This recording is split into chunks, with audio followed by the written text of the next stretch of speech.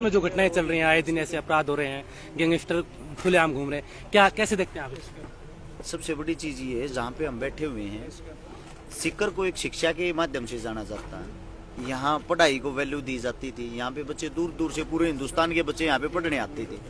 जो एक शिक्षा का हब है, उसको गुंडागर्दी का हब बना दिया। सरेआम यहाँ गोलियां चलती हैं और गोलियां चला के अपराधी शहर से निकल जाते हैं। सबसे बड़ी चीज ये है, प्रशासन की इतनी बड़ी नाकामी है। इस चीज को आप बाद में कैसा भी मुद्दा बना लो, यानी कि जो एक कांड हो जाता है, कांड होने के बाद वे यहाँ से भाग निकलते हैं, आप उनको पकड़ते हो नहीं पकड़ते, वो चीजें मैटर नहीं रहती। जो हमारे पीछे चला गया, क्या वो वापिस आ सकता है? सबसे बड़ी नाकामी है जिसके बच्चे हमारे पीछे चले जाते हैं। एक इतनी बड़ी घटना घट जाती है, उसके बाद आप उनको पकड़ो या उनको कितना बड़ा कुछ भी बनाओ सोशल मीडिया के माध्यम से, वो आप लोगों को दिखा रहे हैं कि क्रिमिनलों को, 5 जो भी क्रिमिनल थे उनको पकड़ लिया है, 24 घंटे के अंदर पकड़ लिया है। दोबारा से दिखाया जा रहा है कि राजस्थान पुलिस को ढेर सारी बधाई। बधाई किस बात की भाई? अब पकड़ने के बाद क्या वे जो हमारे इंसान हमारे पीछे चले गए, वे वापिस आ सकते हैं? बड़ी चीज ये है, आप कोई घटना घट जाती, उसी के बाद आपकी आंखें कैसे खुलती, उससे पहले क्यों नहीं खुलती? इन चीजों पर आप पहले ही काबू क्यों नहीं पाते? कोई घटना होने के बाद आपकी आंखें खुलती हैं। सबसे बड़ा सवाल है प्रशासन के ऊपर। उसके बाद अगर बात आती है जो सरकार की तरफ आप जब जाते हो, आप सरकार के पास जाके देखना, आप लोग बार बार उनका इंटरव्यू भी करते हो, वीडियो भी बनाते हो। सरकार जीव या पक्ष में विपक्ष में, वो उन पे लांछन लगा रहा है, वो उन पे लगा रहे, वो उनका जवाब दे रहे, वो उनका जवाब दे रहे। धरातल पे, जमीनी स्तर पे काम करने में कोई ध्यान नहीं है। जब किसी का बेटा जाता है, वो बेटा अकेला नहीं जाता, वो अपने परिवार को लेके चला जाता है। एक बेटा ही परिवार का ऐसा हिस्सा होता है, वो जड़ होता है। उसके कारण जो पेड़ है ना, जो परिवार का पेड़ खड़ा, वो पूरा का पूरा पेड़ नष्ट हो जाता है। उसके बच्चे मिट्टी में मिल जाते हैं। उसके क्या होता है, हम इन परिवार वालों के साथ कब तक रहेंगे? जब तक 13वीं का पल्लट जो इनके घर पे बिछा हुआ है, तब तक हम इनके हमदर्द बने रहेंगे। उसके बाद सब आप अपने घर चले जाएंगे, नई घटना हो जाएगी, दोबारा से फिर वही काम। लेकिन एक बात सोच के देखो, जो 13वीं तक जब वो पल्लड़ उठ जाता है, यारे प्यारे रिश्तेदार सब आप अपने घर चले जाते हैं, उस परिवार को पालने वाला क्या वापिस आ जाएगा? फिर तो क्या हुआ, कभी साल 2 साल में हमारी मुलाकात होगी, हमने हालचाल पूछ लिया। इससे ज्यादा आज के जीवन में किसी के पास कोई समय नहीं है।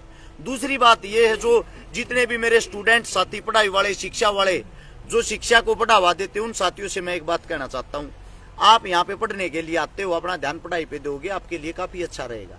आपके माता पिता आपको पढ़ाई के लिए भेजते हैं, उसी चीजों पे ध्यान दें। बाकी जो ये जितनी भी सोशल मीडिया पे अनाप शनाप चीजें चलती हैं, उनकी तरफ अपना ध्यान देके अपना और अपने परिवार का जीवन बर्बाद ना करें। और सीधे सा जो गहलोत सरकार, उससे जो सवाल है, उसे छोटा सा ये सवाल है, आपका बेटा, आपका बच्चा सुरक्षित है, इसलिए आपको ये खबरें, ये घटनाएं छोटी छोटी लगती हैं। अगर यही आपका बेटा होता ना, ये घटना घट जाती, आपकी जड़ें हिल जाती, आपको पता लग जाता है कि बेटा जाता है, जब पूरे परिवार पे क्या असर पड़ता है इसका। तो मेरा यही कहना है, जितने जो भी आपके चैनल है, सभी चैनलों के माध्यम से इस घटना से कम ये कुंभकर्ण वाली नींद से जाग जाएं। आगे आने वाले समय में ऐसी और कोई घटना ना हो। राजस्थान एक इतना बड़ा प्रदेश है, पूरे विश्व में सिर्फ 20 देशों को छोड़ के 21वें नंबर पे अगर नंबर आता तो अकेले राजस्थान प्रदेश का आता है। इससे छोटे हैं वे देश। मैं सिर्फ ये कहना चाहता हूँ, राजस्थान को शांति के लिए जाना जाता था। हमारे जैसे जो भाई थे, वो भी यहाँ आके सुरक्षित महसूस करते थे, दिन रात हम घूम सकते थे खुलेआम। अब हमारे को भी डर लगने लग गया है, रात के टाइम कहीं हमारे साथ भी कोई घटना न घट जाए। जैसा राजस्थान शांति प्रिय पहले था, इसको वैसा ही बनाने की कोशिश करें। और जो भी अपराध की दुनिया, अपराध की शाखाएं जितनी भी जुड़ी हुई हैं, उन सब पे जल्द से जल्द कोई ठोस ऐसा कदम उठाया जाए, जिससे जो आम जन, आम नागरिक है, वे अपना जो नॉर्मल जीवन है वो जी सके, ताकि उनका जो जीवन है वो डर भय के माहौल में ना गुजरे। अभी जो परिवारजनों की जो मांगे थी, 2 दिन से लगातार परिवार, नागौर से परिवार यहाँ सीकर अस्पताल में बैठा है। सरकार ने 2 दिन तक वार्ता नहीं की, कोई बात नहीं हुई। आज वार्ता हुई लेकिन विफल रही। अब दूसरे दौर की वार्ता यहाँ के जनप्रतिनिधियों के साथ चल रही है। कैसे देखते हैं कि सरकार के इस रवैये को आप कैसे देखते हैं? सरकार अपनी पीठ थपथपा रही है कि 5 आरोपी थे, उन्हें हम गिरफ्तार कर लिया, प्रेस कॉन्फ्रेंस करती है, लेकिन जो मुआवजे की बात आई थी, इस परिवार को न्याय दिलवाने की बात आई थी, वहाँ सरकार एक कदम पीछे अभी भी। कैसे देखते हैं इसको? हमारे जो भी सम्मानित आदमी, हमारी तरफ से सम्मानित जो नेताजी हैं, वो वार्ता करने के लिए गए हैं। जब वो वापिस आएंगे इस बारे में खुल के बात तभी कर सकते हैं, उनकी तरफ से क्या संदेश आता है, वार्ता सफल रहती या वार्ता विफल रहती, ये सवाल, ये जवाब उसी टाइम किए जा सकते हैं। हाल फिलहाल इनका कोई जवाब नहीं दे सकते क्योंकि अंदर मीटिंग चली हुई है। जैसे ही मीटिंग खत्म होगी, वार्ता लगभग 2-3 घंटे चली थी लेकिन कोई नतीजा नहीं निकला। वो तो पता है, लेकिन हाल फिलहाल भी तो उसी चीज को लेके बैठे हुए हैं ना। नहीं, लोगों को सड़कों पे आना पड़ा, पहले अस्पताल में या धरने पे थे, अब सड़कों पे आके। देखो, मैं आपको एक बात बता देता हूँ, ये क्या करते हैं, जब कोई घटना घट जाती है ना, उस घटना को छोटे लेवल पे लेते हैं।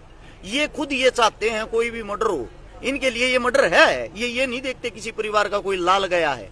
ये क्या करते हैं, उसको बड़ा हुआ बनाते हैं। यानी कि ये चीजें अगर वे सोच के देखो, हमारी मांगे वे परसों ही मान लेते, साथ के साथ मान लेते।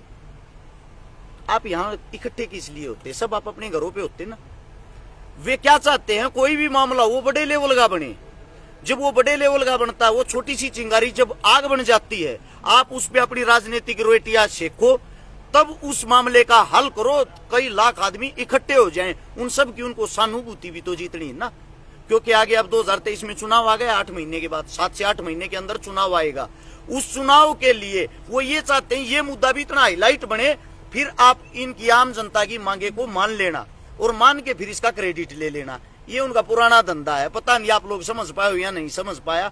मैं हर रोज ये चीजें देखता हूँ। लगभग 124 आंदोलन कर चुका हूँ। लगभग 10 साल मेरे को घूमते हुए हो गए हैं। 10 साल में 3700 प्लस प्रोग्राम अटेंड किए हैं। मैंने हर रोज यही राजनीतिक पार्टियों के यही मुद्दे देखे हैं। जैसे कोई शहीद हो जाता है, जब कहीं भी शहीद जब परिवार होता है, खुद ये गोलियां चलवाते हैं, खुद ये ड्रामे करते हैं, उस सीन को क्रिएट करके मीडिया के सामने बड़े लेवल पे लाके कि पाकिस्तान आपको मार देगा, चीन आपको मार देगा, और अपने चुनाव को आराम से निकाल लेते हैं। जैसे ही चुनाव खत्म होता है, ना वो पाकिस्तान हमारे से युद्ध करने को तैयार है, ना वो चीन। सेम ऐसे ही जब हमारा कोई लाल हमारे बीच से जाता है, ये उसके ऊपर खुद ये चाहते हैं कि अपनी राजनीतिक रोटी जब सेकें जब यहाँ पे पब्लिक की मात्रा बहुत ज्यादा हो, इनकी गैदरिंग हद से ज्यादा हो, फिर इसके ऊपर वे अपनी राजनीतिक रोटियां सेकने के लिए जो भी मांगे होती है उसको हाँ बोल देते हैं। आप लोगों की बातें मान ली, फिर उन्हीं के चूजे, उन्हीं के बच्चे हमारे बीच में आके उसी सरकार के जय जयकारे लगाने लग जाते हैं। सरकार ने अच्छा काम किया, कम से कम हमारी सुन तो ली।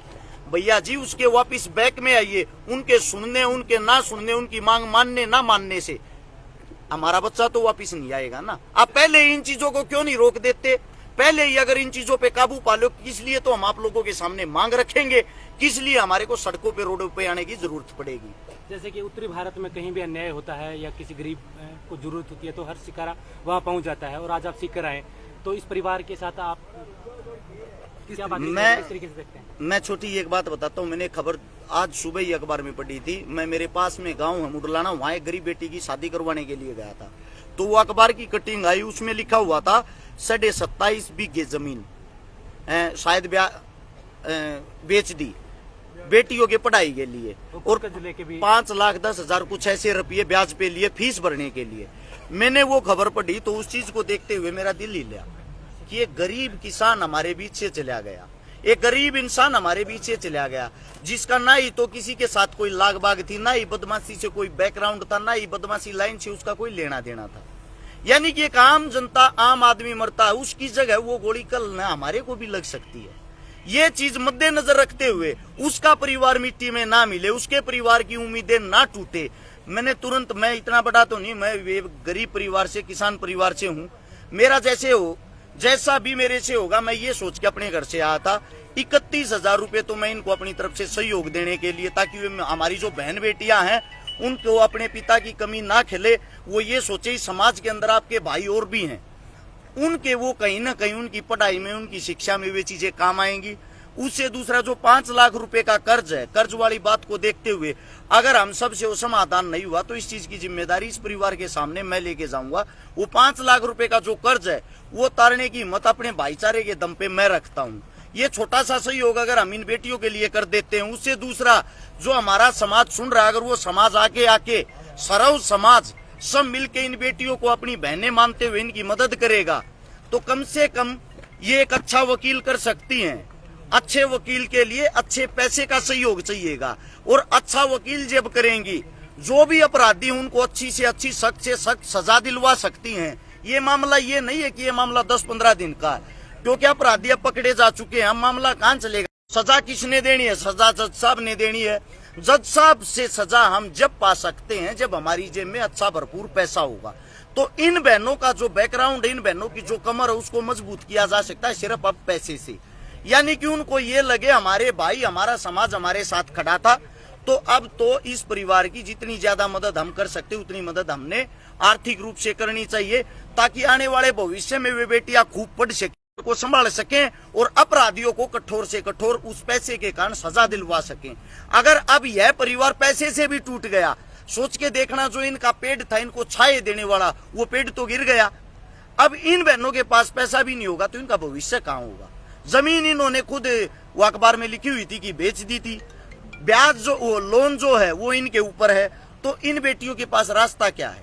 इनके पास तो कोई रास्ता ही नहीं है। अब ये नया पौधा है, इनको अभी आम जो जनता है उसकी नॉलेज नहीं है, ये इंसान तुम्हारा है या नहीं है, ये तुम्हारे फायदे के लिए है या नहीं है। तो इसलिए हम सब ने मिलजुल के उन बेटियों को मजबूत करना चाहिए। इसी लक्ष्य को लेते हुए हरियाणा से मैं खुद यहाँ पे आया हूँ। मेरा जैसा छोटा मोटा जुगाड़ 31,000 रुपए इन बेटियों को अपनी बहन मानते हुए, ताकि उनकी पढ़ाई में कहीं वो काम आ जाए, वो तो इनको सौंपने के लिए आया हूँ। और जो जिम्मेदारी ये लगाएंगे वो जिम्मेदारी निभाने की मैं हिम्मत रखता हूँ। जैसा कि जो देखें कि सीकर शिक्षा नगरी के नाम से जाना जाता है और हरियाणा के भी खूब बच्चे यहाँ सीकर में पढ़ रहे हैं। पिछले कुछ 1-2 महीने पहले एक कोचिंग संस्थान के बच्चे का अपहरण होता है, आज ये घटना हो जाती है। झुंझुनू के अंदर एक छात्र संघ अध्यक्ष के साथ ऐसी घटना हो जाती है। तो कैसे देखते हैं, क्या सीकर अब शिक्षा नगरी के नाम पर महफूज है? जितने जो नए बच्चे हैं वे ज्यादातर सोशल मीडिया का प्रयोग करते हैं, सबके हाथ में फोन है, सब यूट्यूब, फेसबुक, गूगल देखते हैं। उनको देखते हुए क्या है, ये उस दिशा में जा रहे हैं, उसमें देखते हैं हीरो नशा कर रहा है, हीरो गुंडागर्दी कर रहा है, हीरो सरेआम कोई क्राइम कर रहा है। ये उन चीजों को, उन हीरो को, उन बॉलीवुड स्टारों को, उन नकली हीरो को अपना आइडल मानते हुए अपनी लाइफ में वही काम करने की सोचते हैं। जब ये घर से यहाँ पे हॉस्टल के नाम के पढ़ने के लिए आते हैं तो ये अपने मन की करने की सोचते हैं। यानी कि इनको आज तो वे चमक दमक की जिंदगी अच्छी लगती है, लेकिन इन लोगों को ये नहीं पता आने वाले भविष्य में आप अपने परिवार को भी खा जाओगे, अपने जीवन को भी खा जाओगे और वापिस उस रास्ते पे नहीं जा पाओगे जो आपका रियल रास्ता है। मेरे जितने छोटे बड़े भाई बहन हैं, हाथ जोड़ के सबसे विनती है मेरी, आपका परिवार जब आपको पढ़ने के लिए भेजता, आप लोगों के ऊपर बहुत ज्यादा उम्मीद होती है। कम से कम अपने परिवार की उम्मीदें ना तोड़े।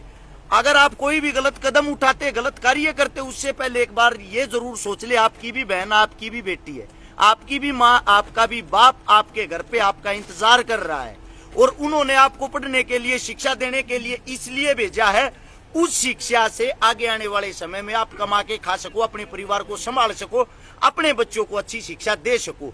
तो इस चमक दमक की जिंदगी को देखते हुए अपना जीवन बर्बाद न करें।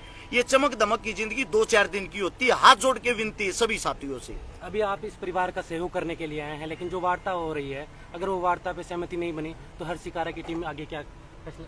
जो जिम्मेदारी यहाँ पे हमारे बुजुर्ग बैठे हैं, हमारे बड़े बुजुर्ग, जो भी जिम्मेदारी लगाएंगे जो जायज होगी, जितना मेरे बस का है, जितनी ये जिम्मेदारी लगाएंगे उससे 1.5 गुना ज्यादा करने की कोशिश करेंगे। ये अपनी जुबान है।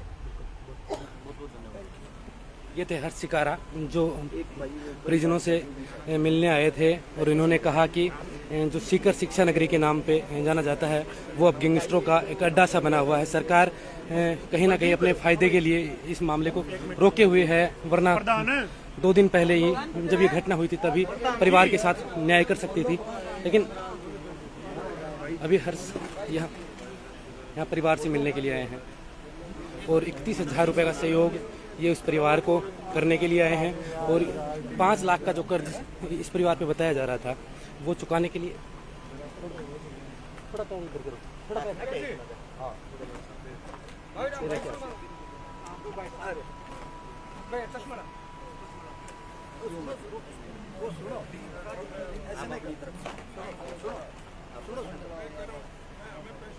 वो सुनो ये कुछ भी नहीं। हाँ काम करो,